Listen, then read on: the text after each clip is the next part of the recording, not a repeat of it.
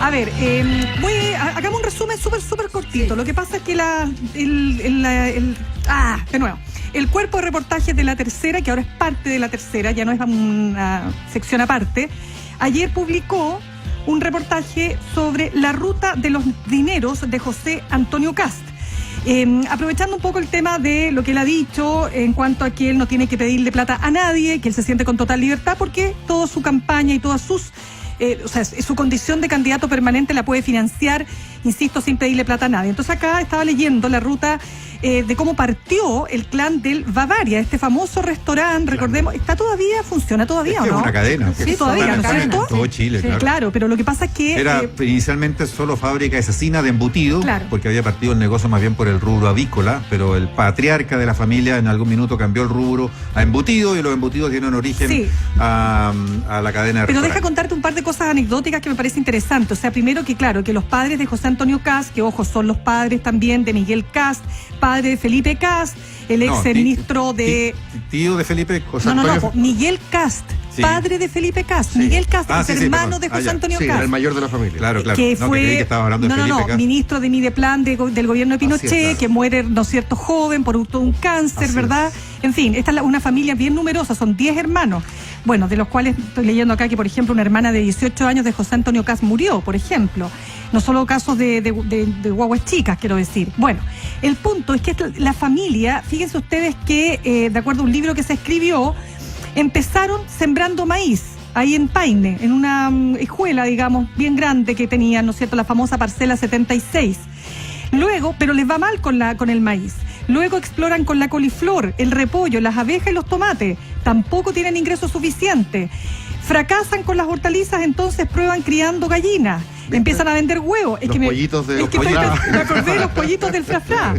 Y bueno, finalmente llegan a vender hasta 15.000 gallinas, ¿no es cierto?, en una temporada, pero derivan o mutan a este rubro de los restaurantes, pero también de la fábrica de cecina. O sea, primero el Bavaria y también la fábrica Cecinas Bavaria Limitada. De ahí en más, todo cómo se va gestionando la propiedad, ¿no es cierto?, de la familia. Pero, ¿cuál es el punto central para ir al análisis? El reportaje consigna que el jueves 14 de septiembre de 2006, en la 51 Notaría de Santiago, firma un mandato general. ¿Para qué? Esta es una escritura donde José Antonio Kast le encomienda a su hermano mayor, Cristian, si no me equivoco, Kast, la gestión de todos sus negocios y le entregó 38 facultades de administración. Bueno, todo esto...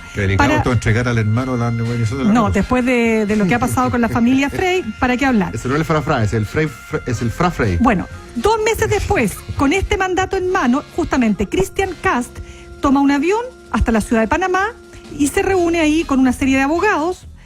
¿Para qué? Para finalmente, ¿no es cierto?, dice acá, se reúne con el socio fundador del Buffet Candanedo y María del Pilar Pimentel, bueno, en fin, junto con Rolando Un estudio de abogados panameños. Un estudio de abogados panameños. La sociedad ayer. Y dice que los 3 participaron ese día en juntas extraordinarias de accionistas de 3 sociedades constituidas en Panamá en 2003 para finalmente, bueno, establecer ahí el tema de los negocios. Y lo que ocurre es que efectivamente Panamá era hasta ese minuto un paraíso fiscal, ¿no? Ese sería el reproche que yo estoy tratando de detectar aquí, ¿o no? O sea, que se llevó sus platas a un paraíso fiscal para no pagar. Explíquemelo en castellano antiguo. En todo el relato anterior hay la historia de un emprendimiento familiar que tuvo muchos fracasos, que se rearmó, que se reinventó, cambió de rubro, no sé cuántas veces, todas las que tú numeraste, Mirna. Sí. Hasta ahí no hay problema. O sea, fantástico, una familia emprendedora por todo lo alto, en rubros productivos, dando empleo, ya, bonita historia. El tema es este de que forma la sociedad en Panamá. Y ahí la presidenta de la UDI se encargó ella sola de recordarlo sin que nadie le preguntara este fin de semana. Por menos cayó Lores Bolgon y se frustró su candidatura hace ¿cuántos años ya? ¿El 2013? Espérate, y ahí el reproche entonces sería que tú, hablando de tu vocación de servicio público y preocupado en teoría por Chile, pones tus bienes en lugares donde no van a tributar y por lo tanto no van a generar rentabilidad social en tu país, sino que básicamente en un paraíso fiscal. Lo que pasa es que todo el tema de la elusión o de la evasión tributaria es un tema que le va a pesar siempre a un político, a unos más, a otros menos. Pero mira, solo para cerrar la historia, el holding de la familia Kast Rist porque el nombre de su madre era Olga Rist, no sé si estará viva o no. El padre, espérame, déjame buscar el nombre del padre, Miguel Cast Schindele, no Schindler, que quede claro, Schindele. Y las empresas en Panamá serían Foods and Merchandising Investments, Austral Inversiones y Latin America Real Estate. Esas son las empresas que son tienen clásicos modelos de sociedades de inversión e inmobiliarias que son como las matrices de estos grupos. Claro, para y harta administrar plata, fondos, o sea, claro. una de 21 millones de dólares, la segunda de $1,5 millones, la tercera de 14 millones de dólares. El tema de Panamá es complicado porque efectivamente, como consigna el reportaje, en la época en que se constituyen, Panamá todavía estaba en las listas internacionales de paraísos fiscales. Esto es una cuestión dinámica porque recuerden ustedes que después de los atentados a las Torres Gemelas y la persecución liderada en el mundo por Estados Unidos del financiamiento ilegal del terrorismo y también del narcotráfico, del contrabando, del crimen organizado en general, es lo que se traduce en una ofensiva de las grandes potencias y de Occidente fundamentalmente para acabar con los paraísos fiscales en el mundo. Una de las listas más reputadas en esta materia es la que maneja la Unión Europea, que es la que va poniéndole la ficha a ver, esta economía, ¿es paraíso fiscal o no es paraíso fiscal? Panamá está dejando ser paraíso fiscal, porque se ha sometido a las normas de transparencia bancaria y de colaboración con la fiscalización del sistema financiero al nivel de los países desarrollados de Occidente. Hay países que no han salido ahí. Ahí hay algunas islas del Caribe, otras del Pacífico Sur, Samoa, u otras del Oriente, como Bahrein, Guam en el Pacífico, las Islas Marshall, países africanos, en fin, Santa Lucía, Trinidad y Tobago en el Caribe. Eso siguen siendo paraísos fiscales. Panamá está de salida. Está en una de esas todavía en lo que se ha dado a llamar una lista gris de países que fueron, pero que están camino a no serlo. Ahora, Andrea, ¿tienes algo ahí? Aquí hay un tema que igual es relevante. Él ha insistido que todo su patrimonio está declarado conforme a la ley. La última declaración que hizo fue en el año 2017. Las declaraciones anteriores que él hizo, efectivamente, como no declaró estas digamos, claro. Ese es un punto, claro. Pero él dice que legalmente es verdad que la ley cambió el 2016, por lo tanto no debía hacerlo. Dos, ¿qué es lo que dice? Es claro, que solo ahora, perdón, Andrea, solo ahora sí hay que declarar Exacto. sociedades constituidas en el extranjero donde uno participa. Ya, pero lo Antes que sí no. es Ya. que hay una parte que supuestamente de su patrimonio que todavía estaría conectado con estas empresas, y quiero ser justa, él se dice que habría dejado de pertenecer a estas empresas que están en Panamá. Sin embargo, aún la tercera, por ahora, yo sé que ya está dando como varias declaraciones en otros medios.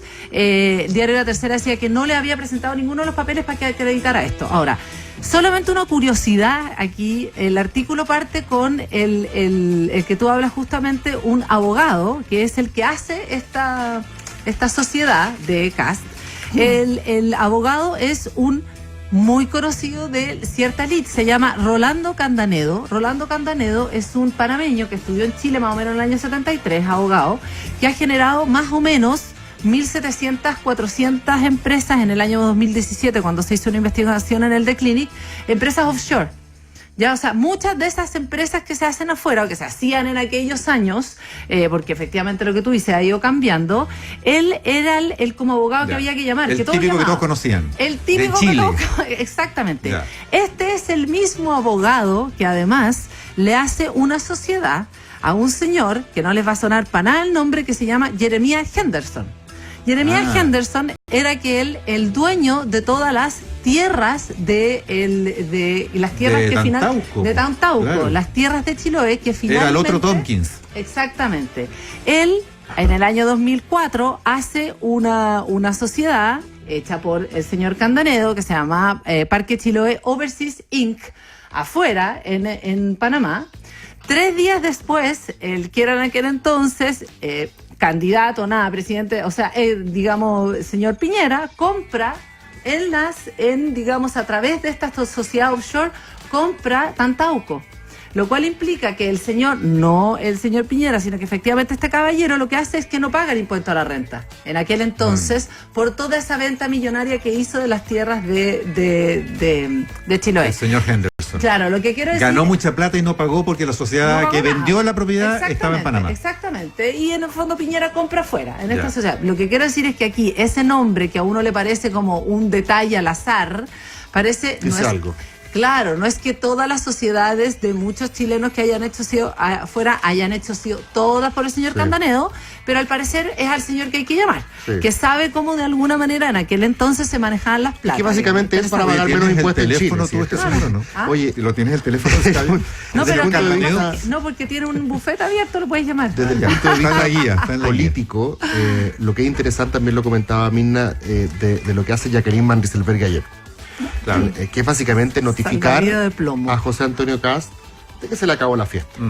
De que esta idea de correr libre por la vida, como un candidato sin pasado, sin historia, que es interesante porque muchos líderes populistas en el mundo no es tan cierto que sean completamente outsiders, que vengan de fuera. De hecho, muchos tienen una larga trayectoria política, como el propio Bolsonaro, y de repente se venden a sí mismos como que no tuvieran nada que ver con la casta o la elite política, ¿cierto? Que es un poco lo que pasa con José Antonio Kast.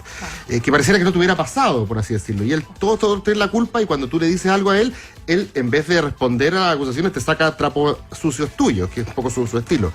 Y esto es interesante porque el decir Goldberg cayó por menos, lo que la UDI le está diciendo a José Antonio Kast es, mira, no estamos para gustitos.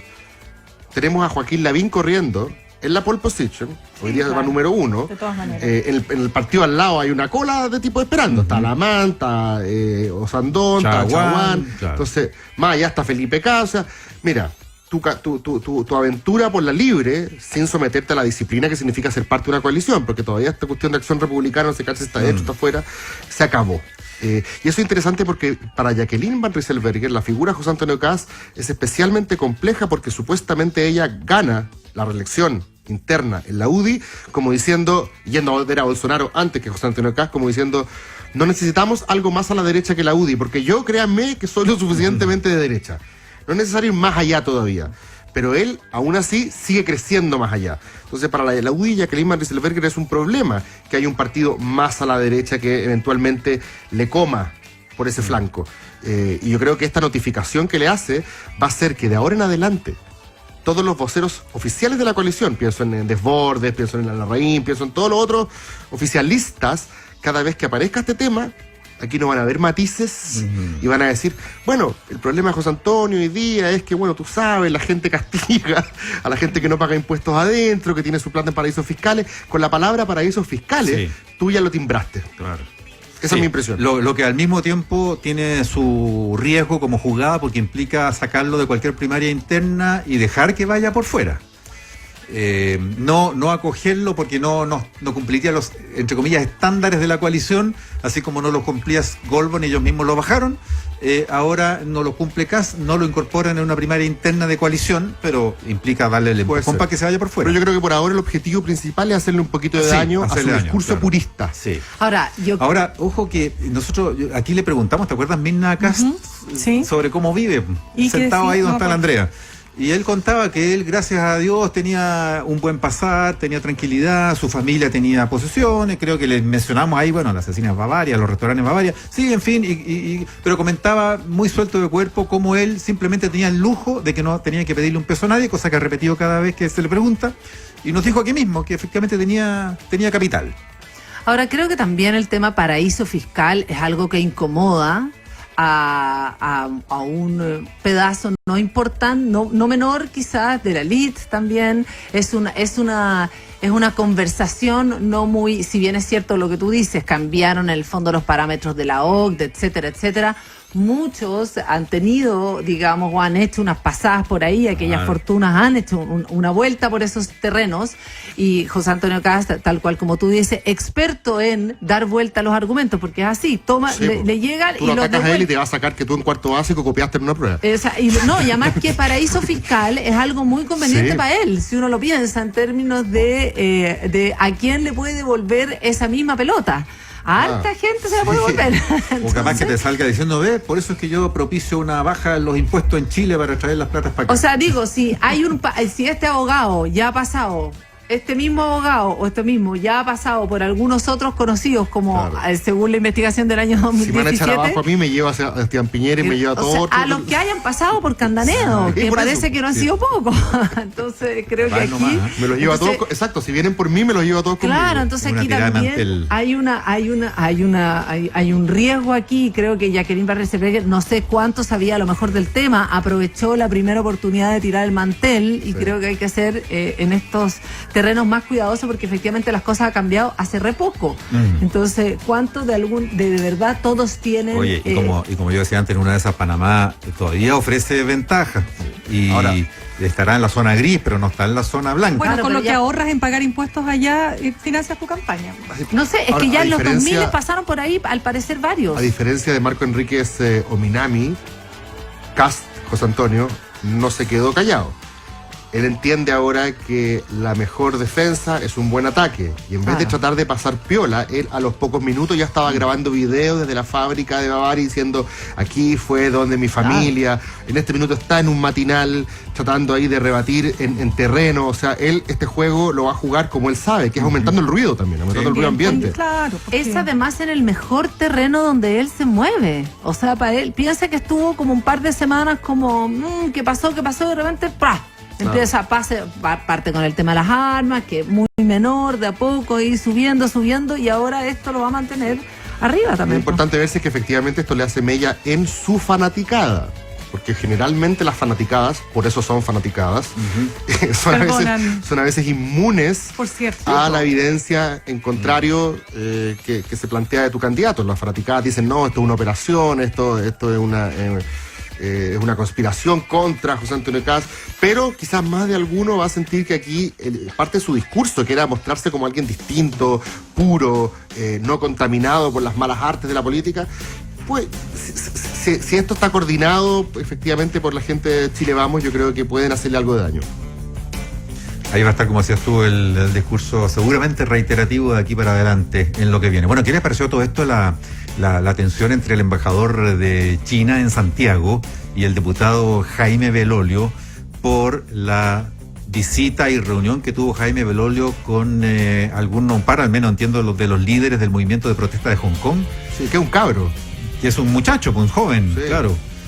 A quien el embajador chino en Santiago calificó como no más que un matón de barrio, un matón de grupo, por el hecho de que ha liderado protestas que han significado cortar servicio, cortar el tránsito, obstaculizar el aeropuerto, el movimiento en la ciudad de Hong Kong, y lo dejó como chaleco mono. Tengo sentimientos encontrados. Por un lado, siento que el diputado Belolio se gana un enemigo demasiado poderoso. Es verdad. Demasiado grande. Pero por otro lado, él sale ganando en esta cuestión. Claro. Cuando tu enemigo es poderoso y se plantea esto como una discusión de tú a tú, el que gana es el que, entre comillas, es menos majestuoso. Claro. A mí lo que me llamó la atención ayer en esta columna del Mercurio, bueno, no es primera vez que vemos al embajador chino en China tan activo políticamente, claro. Porque él se refiere al líder del movimiento de Hong Kong, Joshua Wong, como un matón social. Matón social, esa es la palabra. Así fue como lo llamó en una columna. ¿Te imagináis que el gobierno de Piñera hubiera calificado en su momento a Camila Vallejo y a Jerry Jackson de matones sociales? Claro. No, pero es que tendrá el respaldo de su gobierno, si no se lanza esto solo. Aquí te habla de la dureza del régimen chino, del carácter dictatorial y autoritario que tiene. Y tú lees su columna, y del desparpajo para escribir como diplomático esa carta en el... Y su columna es Hong Kong, pero lo mejor que existe, y tú ves que la situación en Hong Kong, la verdad es que explica muchas cosas de esta revuelta, porque la situación es bien de una intensidad de partida, los secundarios, problemas económicos, en fin. Hoy día se están sumando los secundarios a las protestas en Hong Kong. Totalmente, hay que estar ahí, meterle el diente a Hong Kong, es bien interesante. Bien, chiquillos, se nos acabó el tiempo. Chao. Andrea, Cristóbal.